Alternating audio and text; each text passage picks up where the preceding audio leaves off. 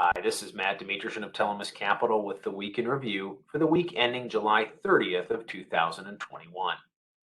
Strong earnings reports in an uneventful Federal Reserve meeting weren't enough to sustain the uptrend for stocks as the S&P 500 and Dow Jones Industrial Average both lost 0.4%. Large cap technology stocks sold off, leading the NASDAQ composite lower by 1.1%. Small caps, which had more recently trailed their large cap peers, were able to churn out a positive outcome as the Russell 2000 index rallied 0.8%. This week saw continued strength in quarterly earnings results. The challenge, however, started to come from companies warning that the pace of growth may become harder to sustain going forward. This week, Apple, Facebook, and Amazon all indicated that the pace of growth is likely to slow in the coming quarters. As a result, performance for all three stocks lagged the broader market.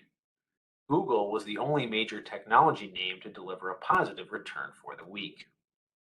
Outside of the US, a tightening regulatory grip within China led to a steep sell-off among Chinese stocks. The Shanghai index dropped over 5%, as did the Hang Seng index in Hong Kong. This led to emerging markets as a whole declining by 2.5%. On the economic front, the Federal Reserve this meeting proved to be anticlimactic. However, the Fed statement did indicate that it will continue to assess the need for the size of its $120 billion a month quantitative easing program. While 2 meetings ago, the Fed was not even thinking about reducing the pace of quantitative easing, they appear to be nearing a point where they may begin to consider taking action. Among other economic news, the second quarter gross domestic product was released, indicating that the economy grew 6.5%.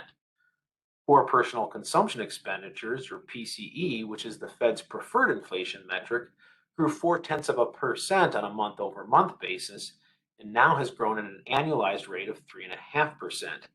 This is the highest annualized pace for the core PCE measure since 1991. On the housing front, the S&P CoreLogic Case-Shiller Index showed that home prices have risen 16.6% from a year ago. In the bond markets, bonds fared well as yields continued to decline across the curve.